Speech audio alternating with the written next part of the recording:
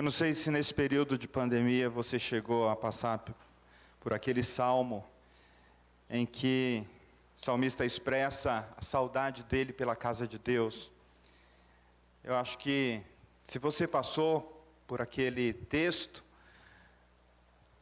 provavelmente ele ganhou um sentido mais profundo para você, né? Sentido diferente, né? Naquela época eles iam ao templo uma vez por ano. Não era todos os dias, não era todo domingo, não era semanalmente. Então, ele dizia, olha, eu tenho saudade da casa de Deus, eu tenho saudade dos átrios de Deus. E nós estamos hoje há exatamente 244 dias da pandemia no Brasil. No dia 26 de fevereiro, o primeiro caso de contaminação pelo Covid-19 foi confirmado no Brasil. Então, depois de todo esse período, muitas coisas aconteceram. De lá para cá, milhões de pessoas foram contaminadas, e centenas de milhares de vidas foram perdidas. E dizer que milhões de vidas foram curadas, ou a gente não sabe ainda quais são os sintomas que essas pessoas terão, não consola o coração daqueles que perdeu alguém muito próximo, alguém da mesma família. O fato é que nós estamos diante de uma situação extraordinária.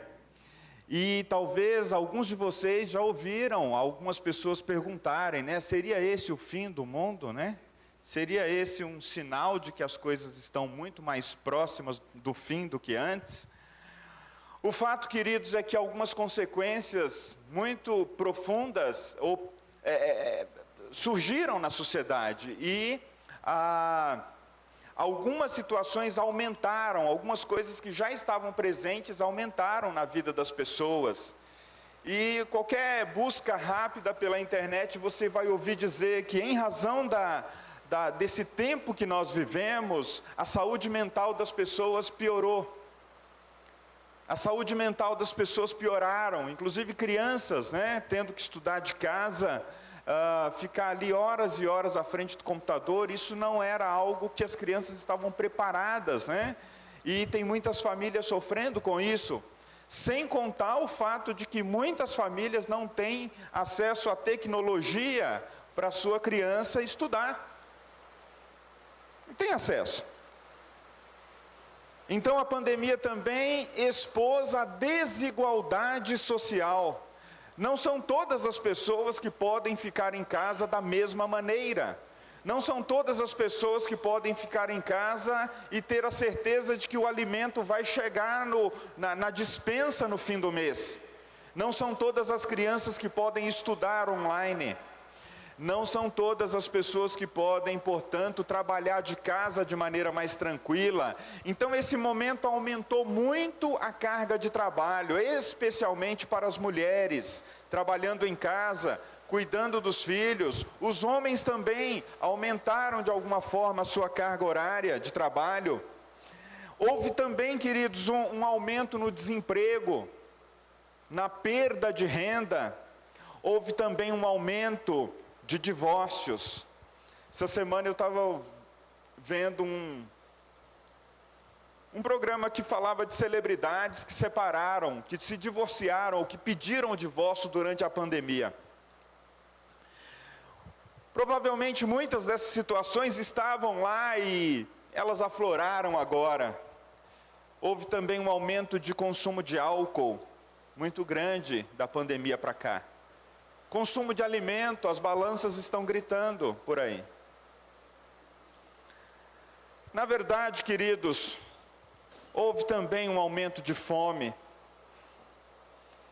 Mas houve também um aumento da solidariedade, um aumento de pessoas mais preocupadas com as outras, mais preocupadas em ajudar, em dividir um pouco daquilo que tem.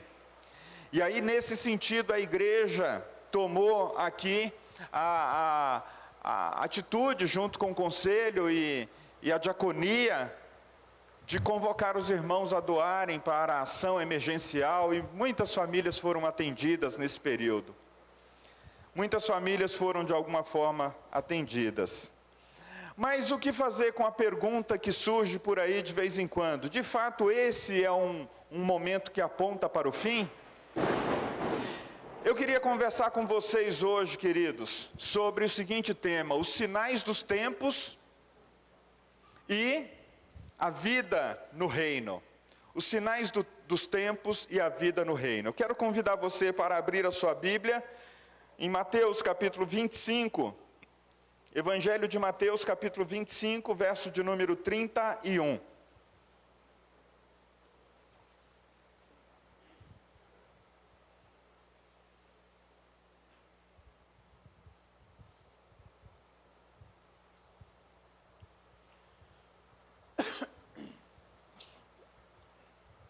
Mateus 25, verso 31, eu gostaria que você acompanhasse a leitura um pouco longa, mas necessária para a gente nessa manhã. Diz assim o texto, você que está em casa também, espero que você tenha uma Bíblia, senão o texto vai aparecer na projeção do equipamento que você estiver nos acompanhando. Diz assim: quando vier o Filho do Homem na sua majestade, e todos os anjos com ele, então se assentará no trono da sua glória, e todas as nações serão reunidas em sua presença. Ele separará uns dos outros, como o pastor separa dos cabritos as ovelhas, e porá as ovelhas à sua direita, mas os cabritos à esquerda. Então dirá o rei aos que estiverem à sua direita: vinde, benditos de meu Pai, entrai na posse do reino que vos está preparado desde a fundação do mundo. Porque tive fome e me destes de comer, tive sede e me destes de beber, era forasteiro e me hospedastes, estava nu e me vestistes, enfermo e me visitastes, preso e fostes me ver. Então perguntarão os justos: Senhor, quando foi que te vimos com fome e te demos de comer? Ou com sede e te demos de beber? Quando te vimos forasteiro e te hospedamos? Ou nu e te vestimos? Quando te vimos enfermo ou preso e fomos te visitar? O rei respondendo lhes dirá: em verdade vos afirmo que sempre que o fizestes a um desses meus pequeninos irmãos, a mim o fizestes. Então o rei dirá também aos que estiverem à sua esquerda: apartai-vos de mim, malditos, para o fogo eterno, preparado para o diabo e os seus anjos. Porque tive fome e não me destes de comer, tive sede e não me destes de beber, sendo forasteiro, não me hospedastes, estando nu, não me visitastes, não me vestistes, achando-me enfermo e preso, não foste me ver. E lhes perguntarão: Senhor, quando foi que te vimos com fome, com sede, forasteiro, nu, enfermo ou preso, e não te assistimos? Então lhes responderá: em verdade vos digo, que sempre que o deixastes de fazer a um destes mais pequeninos, a mim o deixastes de fazer. E irão estes para o castigo eterno, porém os justos para a vida eterna. Vamos orar mais uma vez? Fale com Deus nesse momento. Peça que o Senhor fale com você. Você que está presente aqui conosco, você que nos acompanha na transmissão que nós fazemos, ore a Deus nessa hora, ore para que a palavra dEle fale ao seu coração, ore para que o Senhor traga novas descobertas para você a partir desse texto, ore também para que a sua mente e o seu coração esteja disposto para aquilo que o Senhor quer comunicar, tanto a mim quanto a você nessa hora. Pai, em nome de Jesus, estamos diante da Tua palavra e pedimos, fala, Senhor, conosco, glorifica, Senhor, o Teu nome, pois assim nós desejamos e oramos no nome de Jesus. Amém. Queridos, o texto que a gente leu, ele está no contexto do capítulo 24 e 25 de Mateus. É interessante que na semana passada o pastor licenciado Kleber, ele pegou um desses textos que está nesse bloco, né? A parábola das virgens, né? E aqui nesse contexto geral, a gente tem alguns sinais dos tempos. E naturalmente Jesus está falando para as pessoas no templo, ele está falando para os discípulos, e ele está falando de situações que ocorreriam e que os discípulos veriam.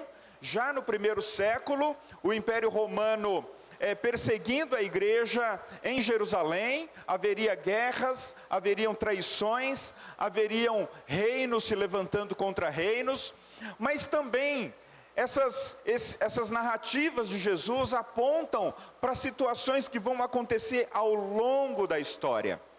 Ao longo da história. Não foi apenas algo que os discípulos viram no primeiro século e a igreja primitiva, mas também ao longo da história. No terceiro século, no ano 313, quando o Império Romano se associa à igreja e na verdade toma conta da igreja, alguns daqueles que estavam na igreja naquele período, eles vão ver em Diocleciano e o seu genro, aquilo que eles já estavam lendo nas escrituras e chamando de a besta, se levantando como um poder político. Então vejam só, essa história da gente ler os sinais do tempos e pensar que nós estamos, não, agora chegou o fim, agora vai acontecer, olha, o anticristo deve ser aquele, o anticristo deve ser aquele outro, isso não é algo novo. Aconteceu já pouco depois da morte, ressurreição e ascensão do nosso Senhor Jesus Cristo, e também aconteceu no decorrer da história. Quem daqui de nós não se lembra de quando estávamos para chegar nos anos 2000, né? Muitas igrejas pregavam, olha, 1000 chegará, 2000 não passará, né? Ó o bug do milênio, ó o bug do milênio. A Cláudia, que é da área de TI, né? A gente que não acontecia nada, gente, era só mudar ali uma programaçãozinha ali, e a vida seguiu. O bug do milênio, o que vai acontecer quando chegar o ano 2000? Será que vai perder todas as informações? Vai haver uma pane na energia elétrica? O que vai acontecer? Gente, o ponto é que o ser humano, ele preocupa-se com o fim. Ele preocupa-se com a eternidade. Ele preocupa-se com o que vai acontecer depois. E esses momentos de crise, esses momentos de guerra, de epidemias ou de pandemias, esses momentos em que muitas pessoas correm o risco de morrerem num curto período de tempo, suscitam essas especulações. Mas o ponto para nós, queridos, é que no capítulo 24 de Mateus, no verso de número 4 e 5, Jesus, respondendo aos discípulos, disse assim, olha, vede que ninguém vos engane. Porque muitos virão em meu nome dizendo, eu sou o Cristo, e enganarão a muitos. Muitos marcarão, inclusive, a volta de Cristo, e depois eles terão que elaborar uma boa desculpa, porque Cristo não retornou na data que as pessoas marcaram.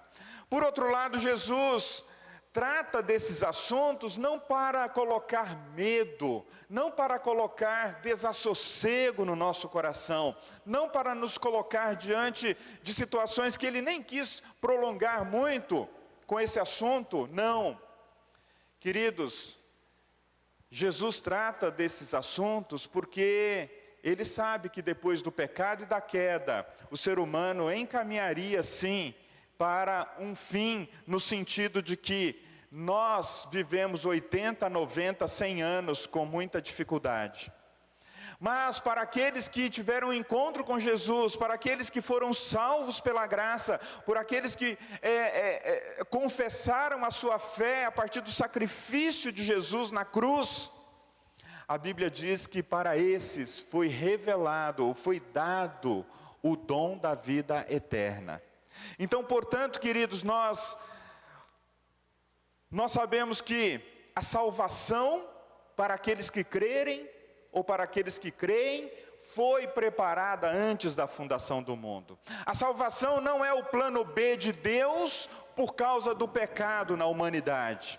A salvação não foi porque Adão e Eva pecaram e o plano de Deus teria falhado, então, portanto, ele manda o plano B para realizar a salvação em Cristo Jesus. Não. A salvação já havia sido preparada antes da fundação do mundo.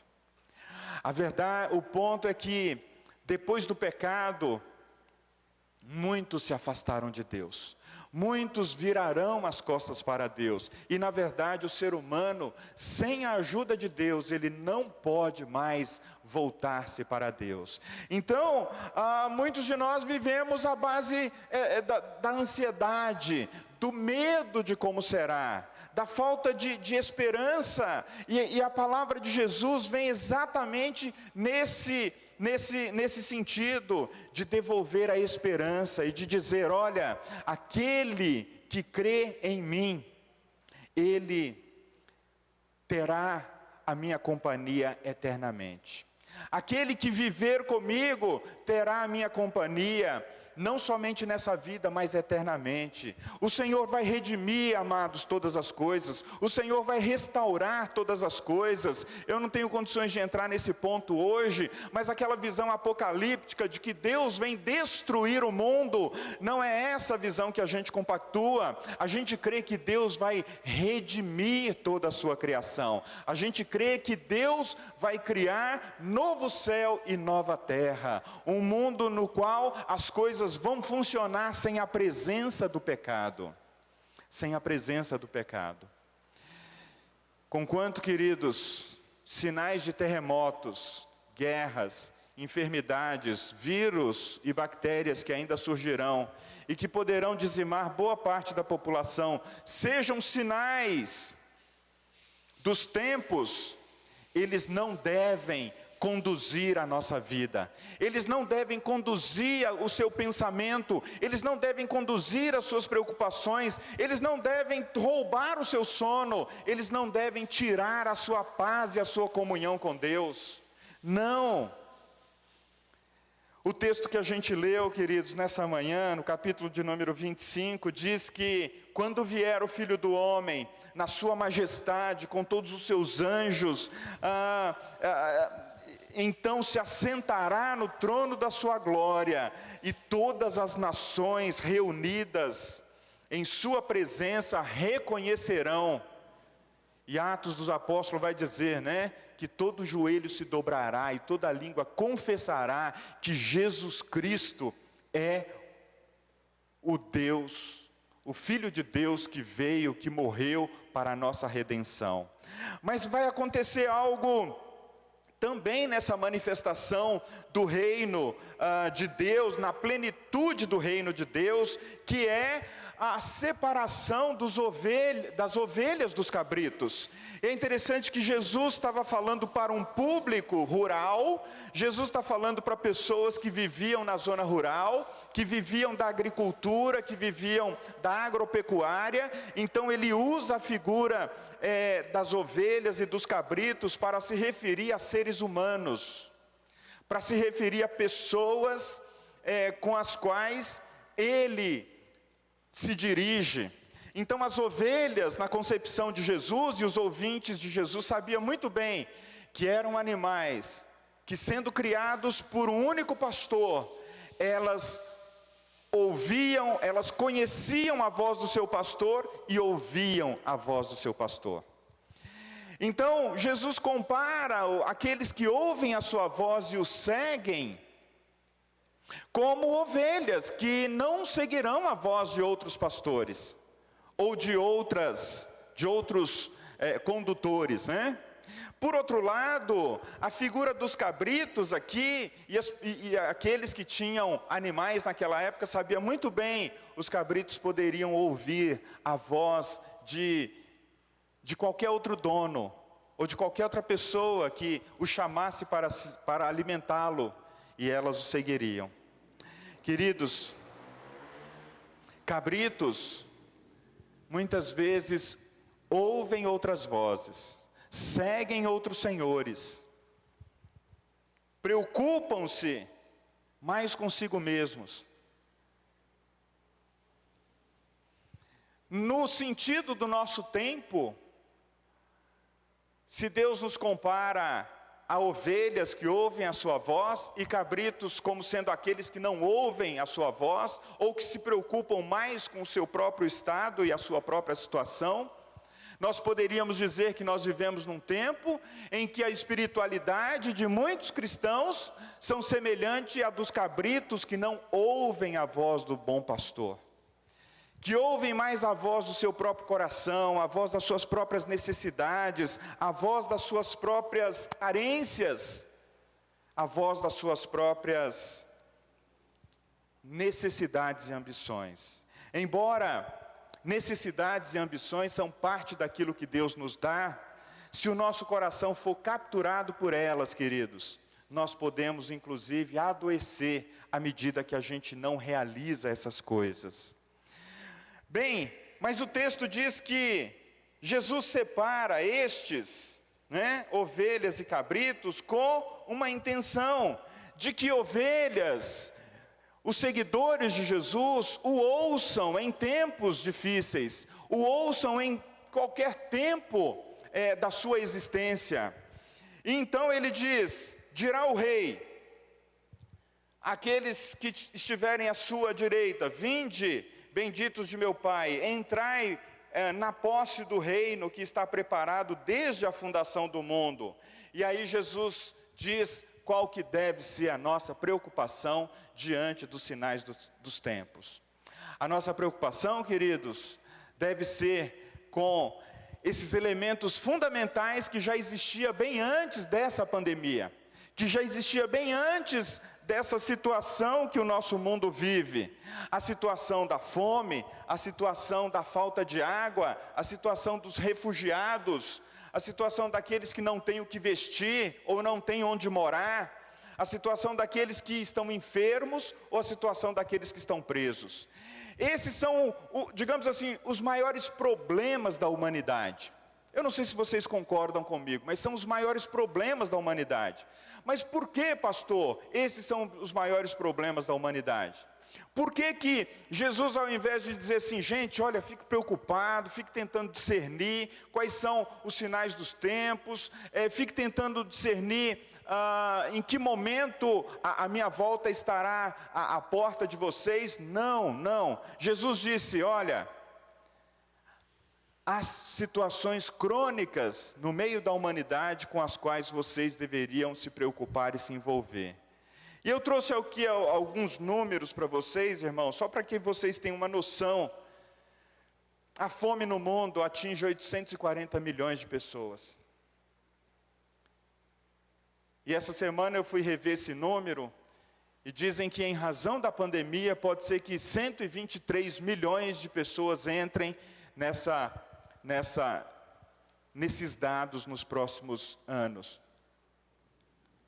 Isso quer dizer que 12 milhões de pessoas vão morrer por dia nos próximos anos, em razão da fome. É claro que a fome, ela pode acontecer por uma série de razões: guerras, regiões que estão em conflitos, pessoas que estão refugiadas, buscando um lugar, transitando de um lugar para o outro, conflitos étnicos, uma série de situações. Junto com tudo isso, o atual momento presente. E a água? Qual que é o problema da água no mundo? 750 milhões de pessoas não têm acesso à água potável.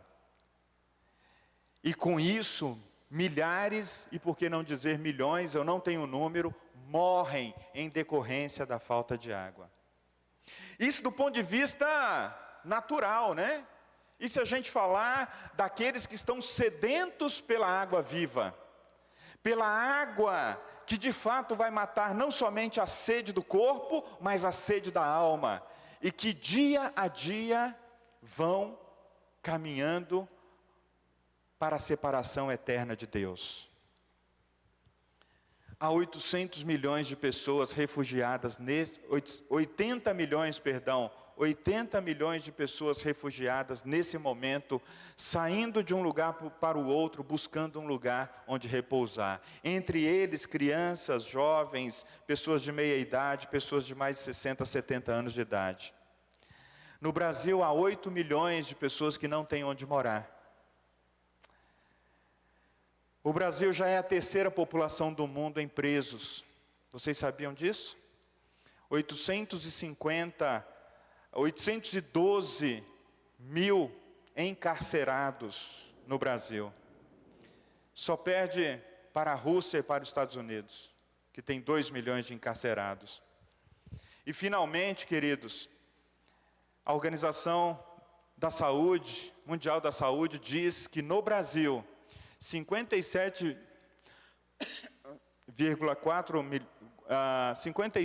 milhões e 400 mil pessoas têm algum tipo de enfermidade. 57 milhões de pessoas no Brasil têm algum tipo de enfermidade. Pastor, mas o que a gente faz com todos esses números, esses dados? Olha, a gente olha para o texto bíblico.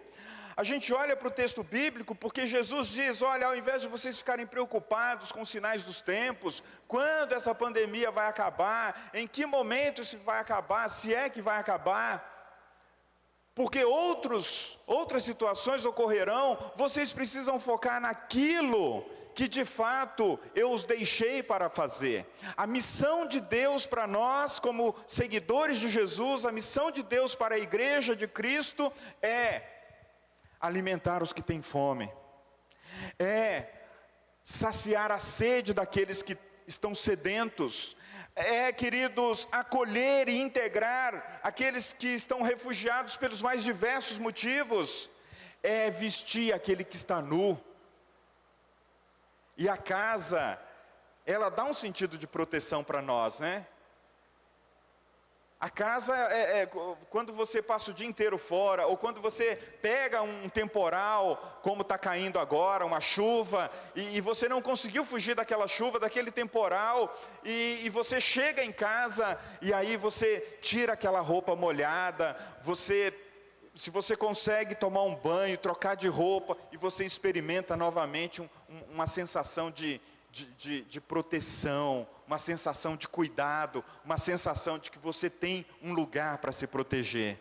Agora imagine as pessoas que não têm, não somente a roupa para se proteger, mas não têm um lugar para repousar. E aí Jesus diz, olha, aqueles que estão enfermos e presos, vocês devem visitá-los. Isso deu um nó na cabeça dos ouvintes de Jesus, especialmente os discípulos, porque eles disseram, mas Senhor, quando foi que nós fizemos essas coisas?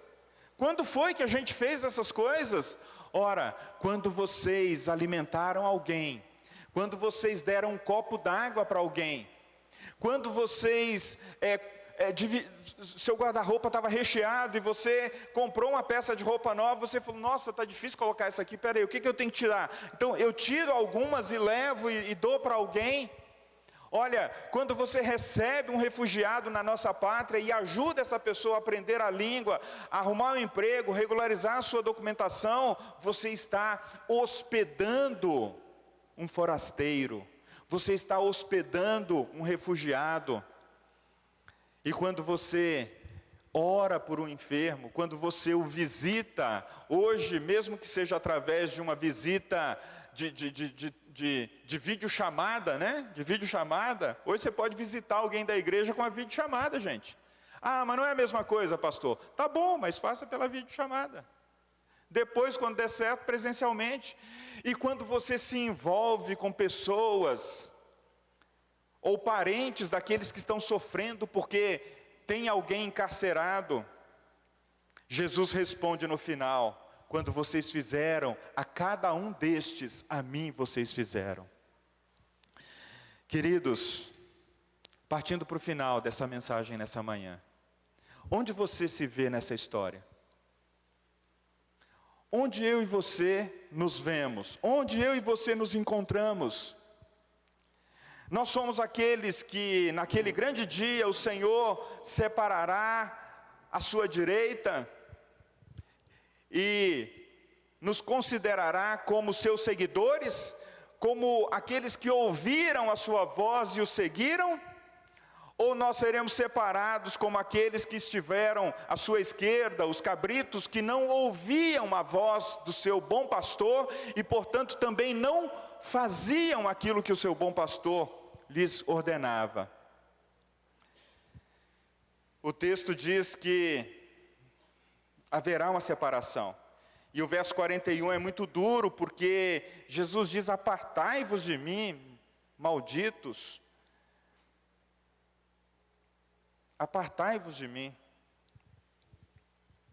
Queridos, se há algo que Deus nos deixou para fazer nesse mundo, é pregar uma mensagem de fé e esperança em Cristo Jesus. Se há algo que Deus deixou você e a mim, e deixou para a igreja realizar, é a grande comissão, é pregar o evangelho a toda criatura, é pregar o evangelho a todas as nações, é pregar o evangelho no nosso contexto, é pregar o evangelho para os nossos amigos, para aqueles que são conhecidos, para aqueles que são desconhecidos, para os amigos virtuais e até para os crentes.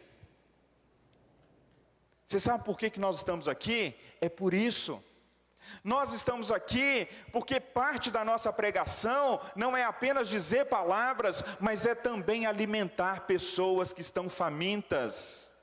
Não apenas a alma delas estão famintas pelo pão da vida, mas elas também têm fome em casa. E se você tem ido ao mercado, você sabe que a situação está complicada, porque aquele arroz lá do começo da pandemia, que você gostava de comprar, é aquele arroz preferido lá, aquele arroz bom. Agora ele está o dobro. Mas o que mudou? Muitas coisas mudaram. Aquele óleo preferido, aquele alimento de maneira geral, subiu 30%, 40%, às vezes até 50%. E hoje uma cesta básica se tornou um desafio na vida de muitos trabalhadores brasileiros, muitos homens e mulheres. Então, junto com as palavras de vida eterna, junto com as palavras de esperança, você e eu, queridos, vamos precisar perguntar: querido fulano, como é que está a situação aí na sua casa? Tem que perguntar mesmo, porque para muitos pais, para muitos homens, para muitas mulheres que são líderes de família, que são arrimo de família, é difícil para elas dizerem: olha, a gente não está mais fazendo 3 refeições, a gente não está nem fazendo 2, está difícil fazer 1.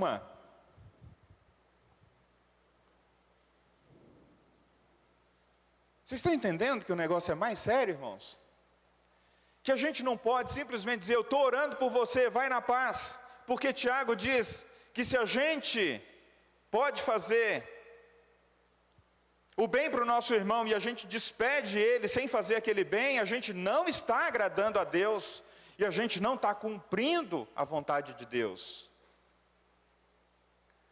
Queridos, o que você e eu podemos fazer com esse cenário? De maneira bem prática, você pode se informar mais. Por que nós não nos envolvemos com esses grandes problemas da humanidade? Seria falta de informação? Seria a nossa ignorância? Seria o nosso desinteresse? Mas agora o texto bíblico diz para nós: olha, que Jesus teve fome, que Jesus teve sede, que Jesus estava como um forasteiro, que ele estava nu, que ele se achava enfermo e preso. E muitos não atenderam às suas necessidades. E os discípulos vão dizer: mas Senhor, quando foi que a gente não fez isso? Olha, vocês não fizeram quando vocês deixaram de fazer isso a um dos meus pequeninos. A mim vocês deixaram de fazer. Foi a mim que vocês deixaram de fazer. O verso 44, eles dizem: Senhor, quando foi que te vimos com fome? Quando foi que te vimos com sede? Quando foi que te vimos forasteiro, enfermo, preso e não te assistimos? E o Senhor vai dizer: olha, quando vocês deixaram de fazer isso a um dos meus pequeninos, vocês deixaram de fazer a mim. Mas pastor, os números que você apresentou aí são números estratosféricos, astronômicos. Como que a gente vai dar conta disso? Cada um faz a sua parte. Cada um faz a sua parte. Se o seu papel nessa semana é dar um copo com água para alguém que tiver com sede, dê um copo com água para alguém que tiver com sede. Se nessa semana o seu papel for alimentar uma pessoa, alimente uma pessoa. Se nessa semana o que Deus colocar no seu coração for se preocupar com alguém da igreja que está enfermo, alguém do seu relacionamento, um dos seus conhecidos, uma pessoa desconhecida da sua vizinhança, coloque essa pessoa diante de Deus em oração. Se nesta semana o seu papel for ser despertado para entender o que Deus quer de você em relação a esse cenário, comece fazendo uma listinha das pessoas que fazem parte do seu círculo de amizade. Faça uma lista dos seus amigos. Pega o WhatsApp e vê lá todos os seus amigos. Anota lá no papel quantos nomes vão dar. Amigo, né? Talvez aí 4, 5, 3. Não são tantos, mas conhecidos, pessoas conhecidas, pessoas que se você mandar um oi, pessoas que se você mandar uma mensagem: olá, bom dia, olha, eu posso te mandar uma mensagem de esperança hoje? Dificilmente a pessoa vai falar não. Portanto, a maioria de nós vai fazer aí uma lista de 30, 40, 50 pessoas. E a lista dos desconhecidos? Bom, desconhecidos são pessoas que te pedem amizade no mundo virtual, e às vezes é amigo do amigo, mas que você também pode orar por ele.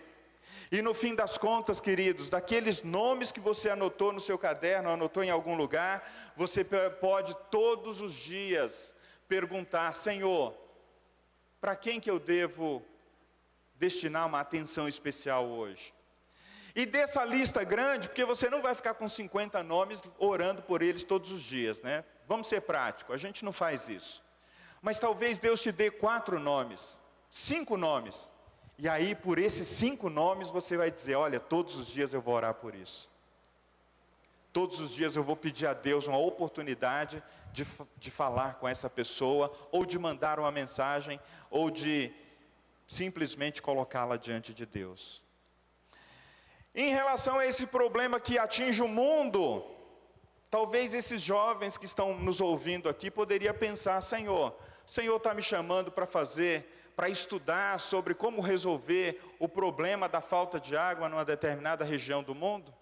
Talvez você vai ser um engenheiro que lida com água, uma engenheira. Talvez você vai ser um daqueles que vai criar algum tipo de solução para o problema da rede de esgoto no Brasil.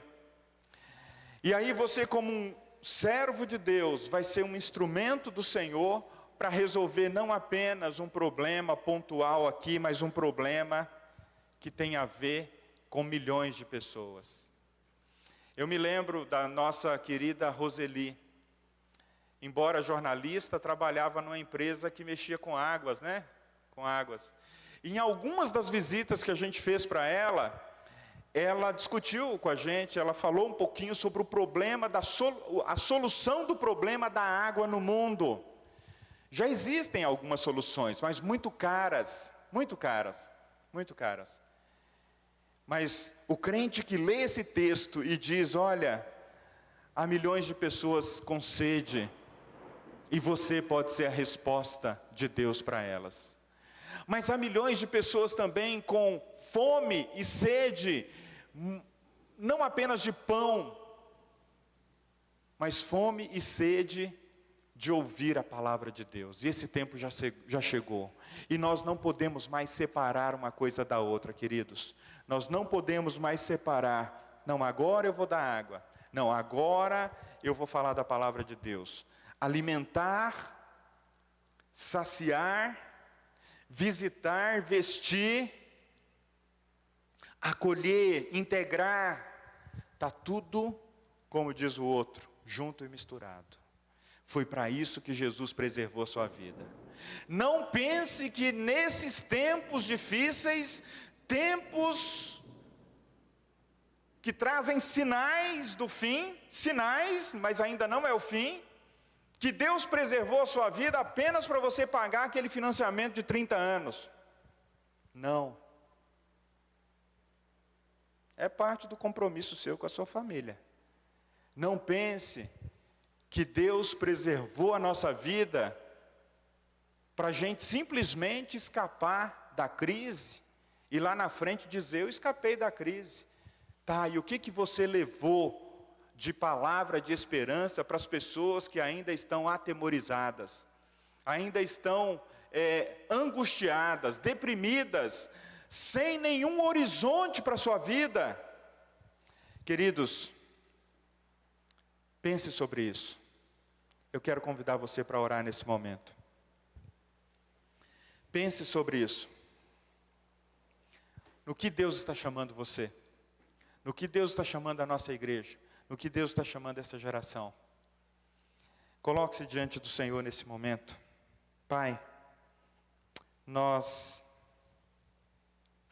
entendemos que a nossa principal preocupação não é em investigar os sinais dos tempos, não é em determinar a proximidade da segunda vinda de Cristo, não é em perceber o quanto nós estamos mais próximos ou não da segunda vinda, mas é continuarmos, ó Deus, fiéis ao Senhor, é mantermos a nossa vigilância, como nós ouvimos na semana passada, para que a gente não seja apanhado como as virgens que não tinham azeite na sua lâmpada. Ó Deus, a nossa maior necessidade nesse tempo é de vigilância, a nossa maior necessidade também é de fidelidade, fidelidade àquilo que o Senhor nos mandou fazer, discernimento, é uma outra grande necessidade minha, e quem sabe da igreja, Pai. E diligência, Senhor, para que os dons que o Senhor colocou nas nossas mãos, Pai, a gente possa usá-los e não enterrá-los com medo desse tempo que nós estamos vivendo. Ajuda, Senhor, o teu filho, ajuda, Senhor, a tua filha, ajuda aqueles que estão nos acompanhando nessa transmissão, nessa manhã, a colocar-se diante do Senhor e se perguntar, Pai, para que o Senhor me mantém nesse tempo tão difícil, em que muitas pessoas estão indo embora? Eu quero ser instrumento do Senhor, para alimentar aqueles que têm fome. Eu quero ser instrumento do Senhor, para saciar a sede daqueles que estão sedentos.